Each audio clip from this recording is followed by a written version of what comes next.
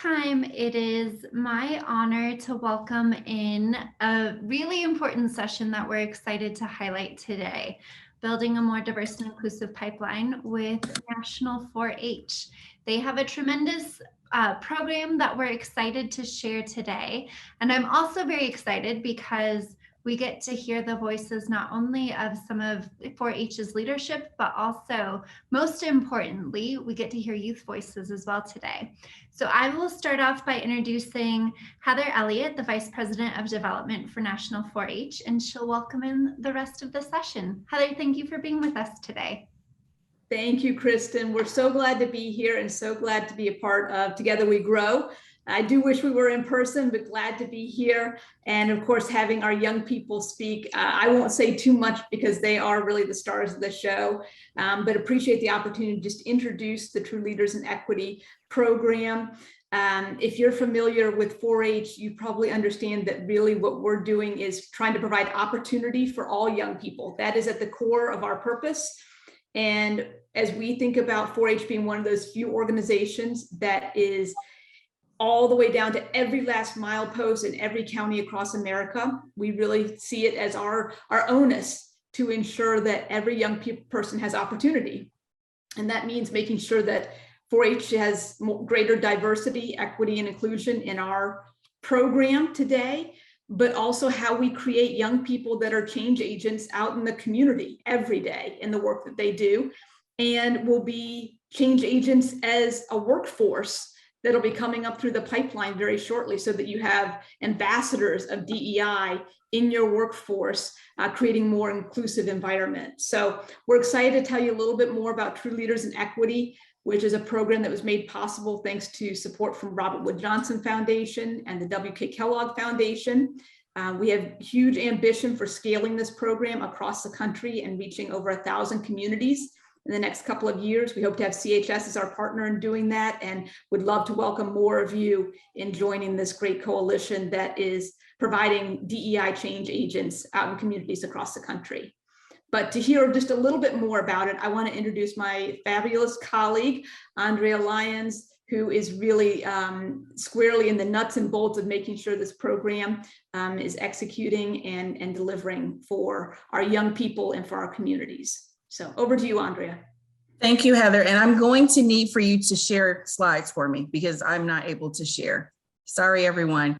While Heather is doing that, I will introduce myself. And first of all, thank you all so much for this awesome opportunity. As Heather mentioned, my name is Andrea Lyons, and I am the Director of Extension Engagement and Equity Inclusion at National 4-H Council. And so today I'm going to spend just a few moments telling you about a wonderful program that I've had the privilege of working on, and that is our True Leaders in Equity Institute. And Heather, if you can go to the next slide, please. But before I walk you all through the Institute, I'd like to spend a few moments sharing with you all what our youth are saying. So more than ever, our youth are demanding more from adults and from the communities in which they live. They want to close the gap and are demanding more tools, more resources, and more opportunity to succeed. One thing we've learned about our youth over the past 18 months or so is that our nation's youth crave connection and interaction with friends and youth. And thirdly, there's a high expectation that our communities and schools will improve access in the quality of education that they provide. Next slide, please. To meet some of these outlined challenges, 3 years ago, National 4-H Council developed the True Leaders in Equity Institute as a partnership between youth and adults to leverage their unique strengths to impact their communities and the world, and to explore these challenges through the lens of diversity, equity, and inclusion. Prior to the Institute, youth determine a challenge within their community that they would like to solve. While crafting solutions, youth in teams of 2 to 3 attend the actual Institute. And during that in-person or virtual formatted conference, attendees experience keynote addresses from DE&I industry leaders. They attend track sessions where they explore a broad range of solution-oriented content. They experience peer-to-peer led workshops, and they present their challenge in what we call Dolphin Tank. And it is fashioned after the hit TV show Shark Tank. But here, the True Leaders in Equity Institute leaders are encouraged to use their voices, talent, and creativity for substantial change in their communities where they live and where they serve. Next slide, please. The success of the program has been a very good one for us. On this slide, you will see that when surveyed, youth attendees give the Institute pretty high marks. You will also see the reach of the program.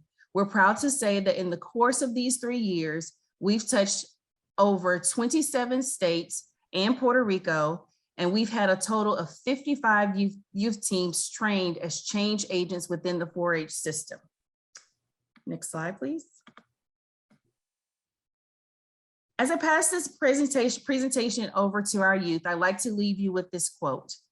In 4-H, we believe every child should have an equal opportunity to succeed, and every child should have the skills they need to make a difference in the world. And with that, I'll turn it over to 2 of our outstanding youth, both of which have attended and experienced True Leaders in Equity. Saniia and Mayyadah, take it away.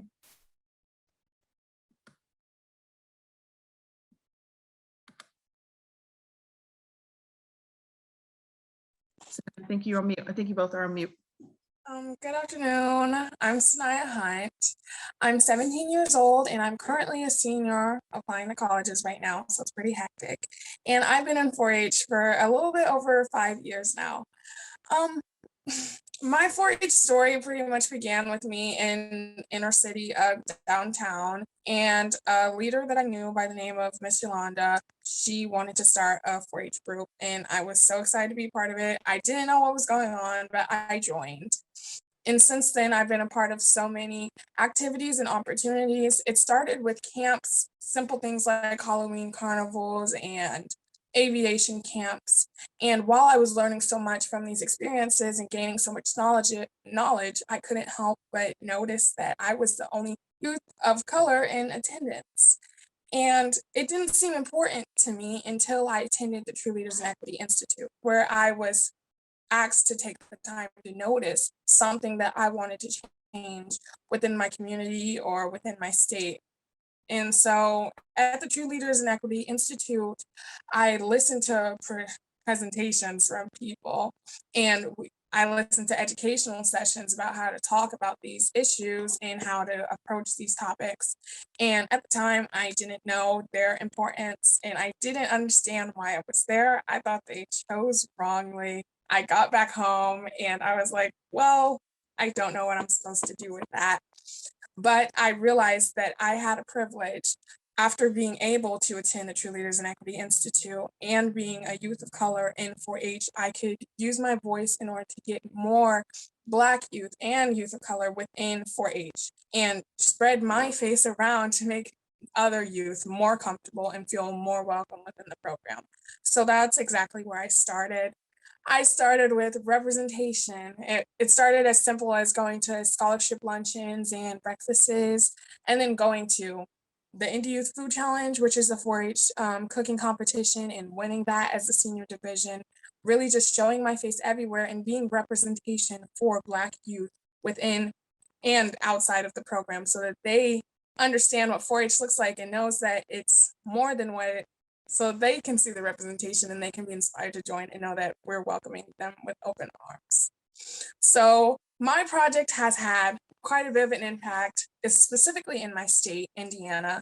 There has been an increase in numbers of youth of color in participation, but there also has been new equity training enforced for certain 4-H programs that are being held within my state, and training that's happening for the leaders of those events, and it's pretty awesome actually.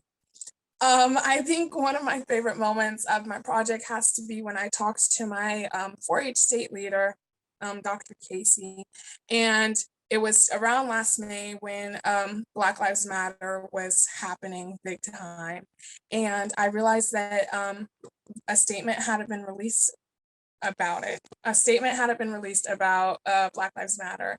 And at the time, it angered me. And this was the first time that like something 4-H has done has angered me, because usually I'm like a proud supporter.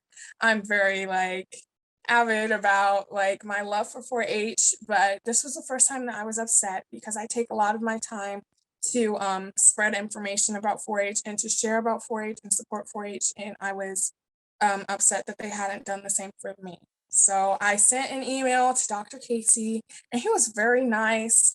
And we had a meeting, and I told him about how I was upset and how I refused to participate in any 4-H activities until a formal statement was released talking about the support of the Black community. And shortly after that, a statement was released, and I think that was my favorite moment about my project. Like, it didn't have to do with reaching out to youth of color in my community really, but it was the first time that I actually, instead of just talking at people and trying to educate people, I actually took a stand, and I like made change myself instead of like waiting for other people to do it by like educating them. So I think that was like my favorite moment. Now, going on from my project and what I've done, I've spoken around different states on Zoom, obviously, but I've spoken at different events and social justice events and keynote speaking and with officials from different states. And after doing so, I'm now going to take my project, and I'm planning an event that I already have a grant for and volunteers for, an interactive event that will be held in different places of the state that house marginalized communities that 4-H hasn't previously reached, really in order to overall change what 4-H looks like and overall change the narrative of 4-H. This also starts with 4-Hers conversations. In order to start change in 4-H, it starts with inclusion.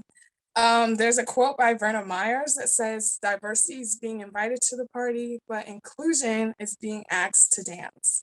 So yes, we have, I've been working to get these youth of color invited to the party, and they're here and they want to be in 4-H, but now it's our job as 4-Hers and as 4-H leaders and 4-H staff to ask them to dance, to know the right ways to talk in order to make them feel welcome, to make them want to stay, like regardless of if they have projects or not, make them know that this is their place.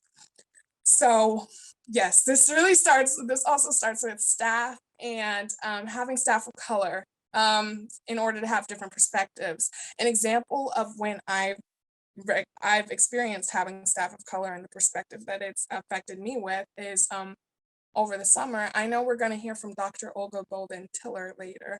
I actually worked with her over the summer with Tuskegee University in the F&R Trek program, and there were Black speakers and professors, and that really changed my perspectives, and their perspectives made it so that I was comfortable, and I was able to comfortably learn the entire summer to hear from people who were in my position and had done so much, and that could do so much in the 4-H program as well. Just having people of color and having them and their perspectives make it comfortable for everyone.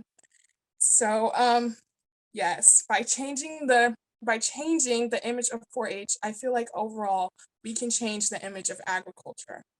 Thank you. It was so great to hear from you, Saniia. Hi, everyone. I'm so excited to be here with you all today. My name is Maida Zagelow, and I use she, her pronouns. I'm a sophomore in college from Seattle, Washington. I am also the 2021 National 4-H Youth in Action Healthy Living Pillar winner, sponsored by Allstate. I began participating in 4-H in middle school. I had been bullied by those who I'd called my best friends and was searching for a safe community of people. I started off participating in cooking and sewing, but as I got older, I was more interested in citizenship and leadership, especially supporting LGBTQ+ youth in 4-H.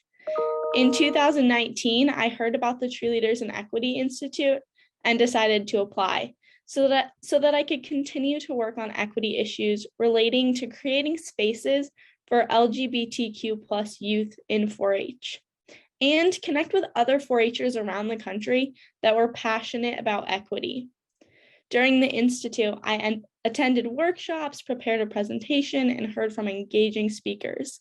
But the most impactful part was having the opportunity to brainstorm with 4-Hers and extension agents from many different states who were aware of the importance of creating a more equitable 4-H program, just like Saniia here.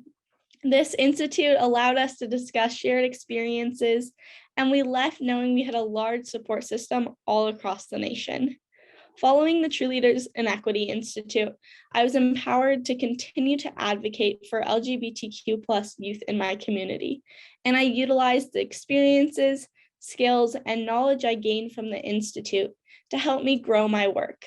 Throughout the year following the Institute, continuing education and programming, including guest speakers, were very valuable as I worked on my project. The facilitators hosted regular check-ins and were amazing mentors to me as I continued my work. During the monthly meetings, they helped me to navigate challenges and provided information such as how to obtain funding and deepen our personal growth through activities like journaling. The facilitators provided many different resources that I still rely on today.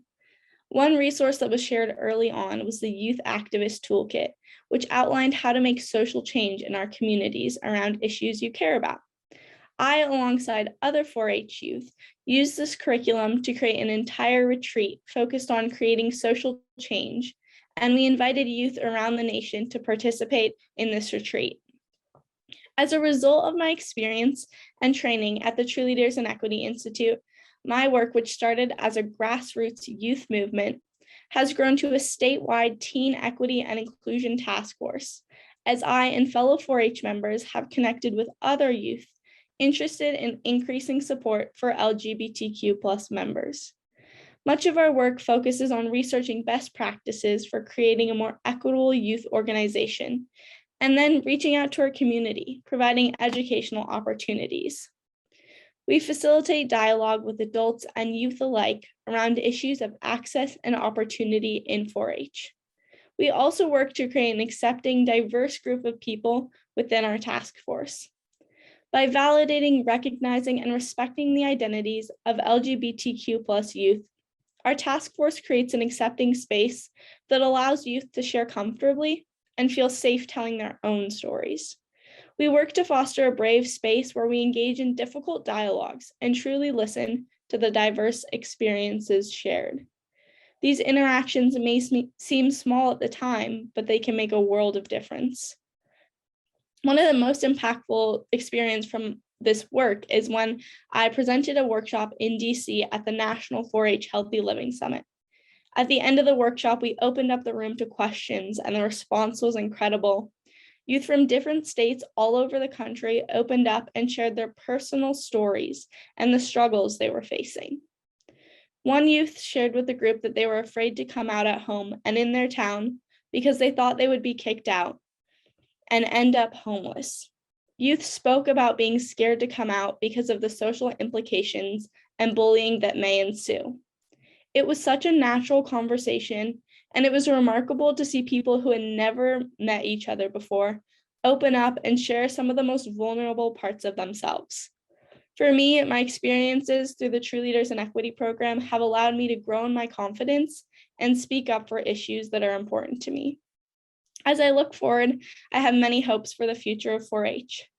One of the things that I would love to see is more representation in both youth and adults in the 4-H club program, with more adult leaders that are queer and people of color involved and supporting youth. It is so wonderful how many diverse people are involved already, but I would like to see that grow in the coming years. I would also love to see 4-H continue this equity work by providing pronoun stickers for youth at events, grooming youth according to gender, not sex assigned at birth, and making sure that dress codes are inclusive and do not target women and gender diverse youth. The True Leaders in Equity Institute gave me the chance to find a network of 4-Hers and leaders that have supported me throughout all of my endeavors, and I'm so grateful for the opportunity to share my work with you all today. Thank you. Thank you, Saniia and Mayyadah. And if anyone has any questions for us. Oh, and then my dog barked, I'm sorry.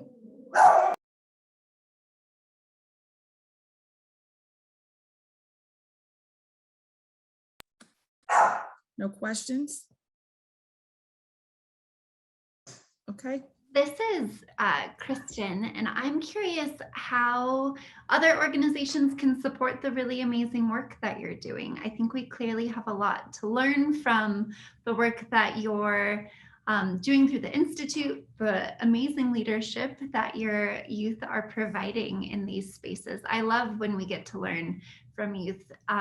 It's one of my favorite things. And so I think for our companies, for our higher education institutions, for our governmental entities and our NGOs, how can we support more incredible stories like these? Heather, I'll Kristen, throw that over thanks. to you. Yeah, thanks for asking that, Kristen. You know, we have incredible young people like Saniia and Maida all over the country. We picked these two because of their storytelling and just how they can share their perspectives. But there are young people like this all over the country that are ready to jump in and do this work in their communities with their 4-H program and with other community organizations across the area. And what we really need is support to help scale this program. As you saw from Andrea, we've got about 50 youth groups that have come through from across the country. Our goal is really to hit 1,000 by 2025 and create a groundswell of support across the country for this. We know at the national level, we can provide great resources and trainings, as Maida spoke to some of those guidelines and incredible infrastructure for it, but we really want to empower more of these young people across the country. And so we welcome more partners to help us do that. And one thing I just piggyback on, opportunities like this, Kristen, when we're able to tell people our story and have our youth come and present at opportunities like this, we definitely welcome these type of opportunities as well. I love that so much. And I'm curious from our youth leaders, you know, what, as you're thinking about the industry, what changes do you think we should be pushing for those of us who are older and in places in our careers where we maybe have the opportunity to make change? What change are you hoping to see by the time you get to these seats?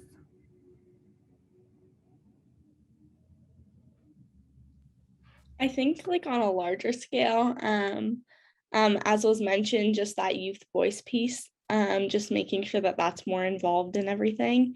And I think on the like more specific level, I know I mentioned a couple of things, but you know, sharing pronouns, it's such an easy thing to do when you come into a meeting and just share your pronouns to make sure that everyone's comfortable.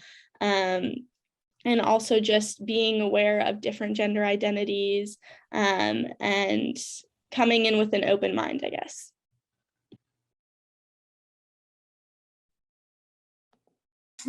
Okay, I feel like definitely when at a level like that, like as adults and working and everything, it would be nice to see like different people around the table, but also being able to know that when I get there, or that for people that are there right now as adults already working, that they don't have the responsibility of educating their peers or educating their coworkers.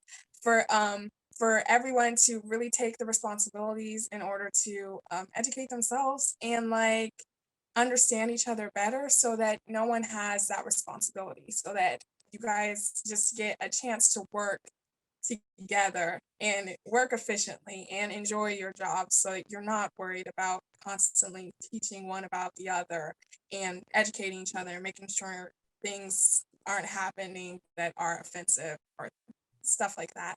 And I feel like that would really help, and I would love to see that when I get to that level. You're sharing many of the themes of this conference, so I hope that we've made some good progress by the time you guys are in any of our seats. Heather and Andrea, how do people learn more about how to support this program specifically? Is there a place where people can get engaged? Absolutely. I'll put my contact information in the chat, Kristen. And also I saw some of the great comments in there about sharing these stories on our social media. We absolutely do that. We just had our True Leaders in Equity training last week, and we have our Dolphin Tank, the friendlier version of Shark Tank, coming up on October 9th. And we'll be sharing out a lot of the young people's projects and their stories in the coming year that will be coming up, and we'll be putting those on our social media as well. Absolutely, we love sharing these stories. And Mayyadah was actually a feature in an NBC story. Was it just last year, Mayyadah? It feels like it flew by, maybe the year before. Yeah, I think it was 2019. Yeah, so we even try to use as many media channels as possible to shout from the rooftops these incredible young people and what they're doing in their community. I love that. There is a question in the Q&A. How do you see the True Leaders in Equity program growing in the future? Yeah, so there's two ways that we're looking to grow the program. We're looking to make the summit even bigger. Oh, good. Thank you, Zach, for putting Maidah's story in the chat there. We're looking to make the summit even bigger so we can invite even more young people from across the country. Sometimes they're able to come on their own. Other times they require scholarships to help ensure that we've got absolute representation, and that any of the might be coming from an underserved market can also attend, so that registration fees and travel costs and things like that are not barriers to entry. So we're certainly looking to make the summit bigger and even more exciting with bigger speakers. The other thing we are looking to do, as part of the Dolphin Tank, we provide these young people with seed grants so that they have funding to go back out into their community and help jumpstart their projects. So when they get out there, we want to make sure that they've got funding for that as well. So we're looking for those that can help us tell their story. I saw Russell in the chat helping to share these stories out across the TWG social strategy. That's terrific. We also do look for funding support to help grow the program at the National Summit in our local communities. I love that. I think the community efforts that you all are leading are so impactful. And I particularly loved hearing how you've been able to scale them and grow them, that it's given you so much opportunity to start somewhere and then continue to make it bigger and bigger. Well, I know that Heather's put her contact information in the chat, and I know that this is the sweet spot of where many of our corporate partners are hoping to continue to see investment. So this is a great opportunity, I think, for people to get involved to support one of the biggest feeders of talent and brilliant minds into our industry that we have. So thank you for joining us. Do you guys have any parting thoughts or anything that you would like to leave us with? The only other piece I would add that I should have mentioned earlier, Kristen, as I was thinking about our social media strategy, one element that we are also growing as part of this program, as we think about how we tell these young people's stories, is a platform called What I Wish You Knew. And it is highlighting their voice and their ability in a few minutes in a snippet to tell the broad public, a lot of times adults, certainly their peers as well, what you wish they knew. And we feel like this helps bring voice to their stories and their platforms. So that's one element I didn't want to forget, because that's an important key as to how we tell their stories. Oh, I love that, Heather. Are there any themes that have come out of that series so far? We've got just a couple, but I think a lot of it is around support for social emotional support. I know Mayyadah spoke to the importance of recognizing LGBTQ and their pronouns and what a difference that makes, because LGBTQ youth are, is it twice as likely to commit suicide, Mayyadah? Did I have that fact correct? I don't want to misspeak. And so having these young people seen and heard is really a valuable and important piece. And so we think, again, this platform helps do that at a national scale where we can have big, broad impact. But we also hope to see that amplified at the local level, because we know that's really important for our kids. I love that. Seen, heard, and celebrated is something that I think has been a theme throughout this conference. And then I also saw Dr. Ogla-Bolden-Tiller said, please keep dancing, because we need you to keep dancing and come keep dancing with us. So thank you all for joining us today. Thank you for having us.